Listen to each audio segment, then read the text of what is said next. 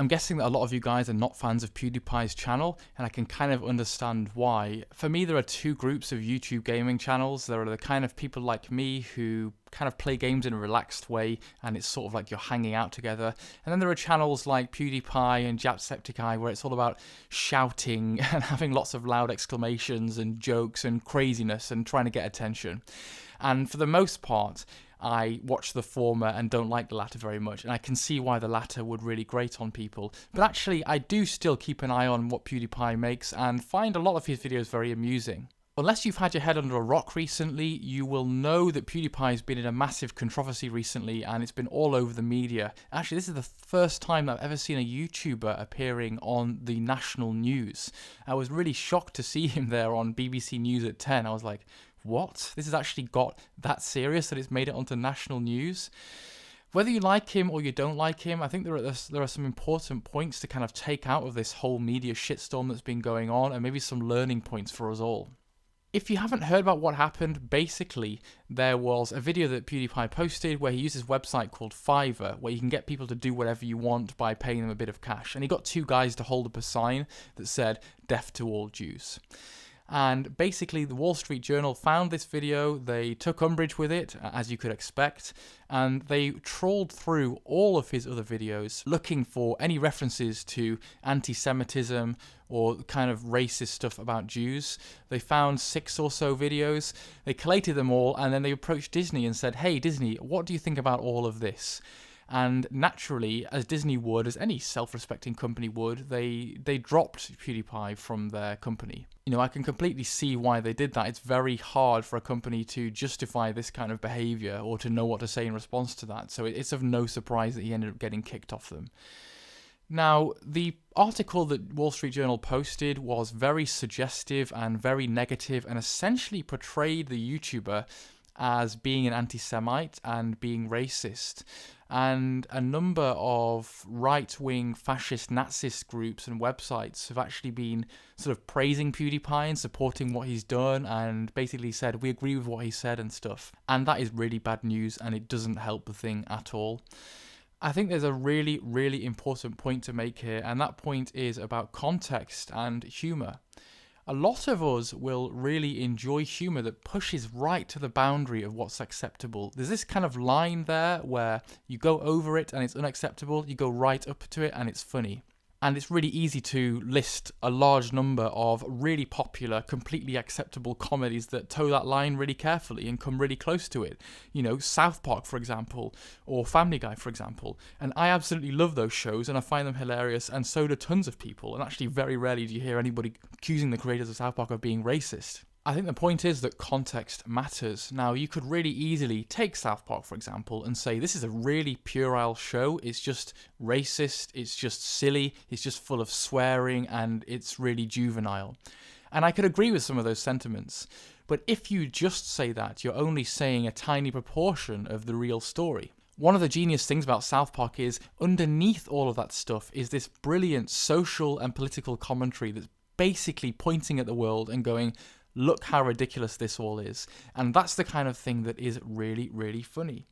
And that's exactly the kind of humour that PewDiePie has been attempting. And, you know, the problem with that kind of humour is if you cock up the joke and do it wrong, it backfires and you just look really, really bad. But if it's done well, it's hilarious, like South Park is. Now, the problem here is that the choice of where you go to in terms of that inflammatoriness, that close to the edge type stuff, has to be really careful. And there are certain areas that are just obviously sensitive and that most people with a reasonable moral compass would steer away from because of the obviousness of controversy arising out of it. Death to all Jews is such a bad choice of phrase to use, and it's clearly way further past the line than it should be. This is one of the most sensitive areas that anybody could ever stray into. You know, the Holocaust wasn't that long ago. This is really skating on thin ice, and most people wouldn't touch it with a barge pole because of a moral compass and a sensitivity. Nevertheless, we can agree he chose the wrong subject, he went too far, he should have chosen something else. But the broader point of that could have been really funny, and the broader point still stands, which is, look at what's happened in the 21st century. Look at what you can actually do. Look at how ridiculous things have become. That you can literally pay strangers on the internet to do whatever the hell you want. And that is actually absurd. And when you think of it like that, it is funny.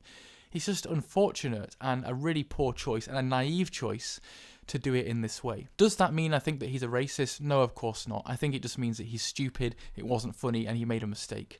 Has he learned from it? Of course he has. He's done an apology video, and he's had to clarify that he's not a racist, and I actually believe him. The problem is that the media has to have a story, it has to have a cohesive narrative, and so they make that narrative. And what's more interesting? A guy said an insensitive joke and made a mistake and apologized? No. What's more interesting is, look at this famous YouTuber. Look at how many videos have got undertones of Nazism and racism and fascism here. Isn't this terrible? And they build it into something that it's not. And that must be a really painful lesson for PewDiePie to realise, actually. And I think that there is a negative interaction between the media and YouTubers, and certainly he says that in his response video about this issue. You know, I do wonder if people are actually quite skeptical of YouTubers. Maybe they don't know what we do. Maybe, especially in terms of YouTube gamers, people who make a living from literally talking about and playing video games. You know, in my circle, that's an obvious thing. That's the thing that a lot of people do. That's what a lot of my friends do. But on the whole, the media and maybe society as a whole are quite skeptical of it. And so therefore, it's very easy to start tarring people's personalities and criticizing things that most people don't understand and most people haven't watched. If you actually watch the videos that have been talked about in the Wall Street Journal article, you realize that it's just joking around, and if you take anything out of context, it will appear horrendous. Don't get me wrong, I'm not making excuses. He shouldn't have chosen to say what he said. It was a poor choice. But the point still stands that context is absolutely paramount and is the most important thing here. And if you take things out of context, all of us could appear really, really bad, I'm sure. I think there's possibly a bit of naivety amongst the YouTube community about what to do with fame and celebrity status that some YouTubers have got. You know, and on PewDiePie's Twitter, he posted that he was really shocked that someone from the Wall Street Journal had come to his house for an interview, and, you know, really was outraged by that. And I think that's basically harassment, I really do. But actually, a lot of celebrities would say that's probably really the first step and isn't actually all that bad. It's just maybe he's quite naive about what the media can be like when they get the smell of blood. And he needs to be bloody careful, to be honest with you. I do think there are certain trends on YouTube at the moment, which is some of the bigger channels are all vying for attention and competing for attention and trying to get the most views.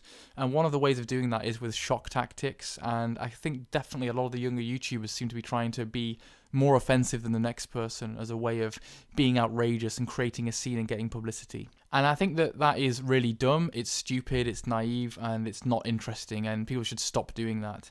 And, you know, I've seen certainly a lot of language that relates to homophobic things and racist things, words that I would never say and certainly wouldn't be saying on a public YouTube video, which is just the worst possible thing, but words that you should never really be saying anyway. There are certain areas of language, there are certain words that are so tied up with negativity, I don't think you should be using them. And there is an argument to say that, oh, but these words they only have power if you act like that, and by using them, I'm demoting them of power. I don't agree with that. There are certain homophobic and racial slurs that they're just so wound up with negativity from the past, with bad feelings, with resentment, and with real issues that they should just be brushed aside, and they sure as hell should not be forming your catchphrases, as is the case with a certain YouTuber that I've been reading about. As a catchphrase is basically a combination of two horrendous homophobic and racist words. Like, literally, you've just tried to pick the most offensive possible thing you could come up with here, haven't you? So, I think that, in conclusion, it was stupid what PewDiePie did. It wasn't all that funny. There are certain areas that you shouldn't go to, but I don't think he's a racist. I just think he made a mistake. And he's apologised for that, and that should be accepted. And I don't like this media lynch mob that's appearing. I think that increasingly I'm becoming more and more sceptical of the media, of this having to grab a narrative, having to spin things, constantly spinning things, constantly trying to get clickbait and to draw attention, almost in the same way that some of these YouTubers are. And so I'm very sceptical, and I think it needn't have been blown out of proportion like it has. I'd be interested to know what your opinions are of this, guys, so please let me know in the comments below or do a video response. Take care, and I'll speak to you all soon. Bye.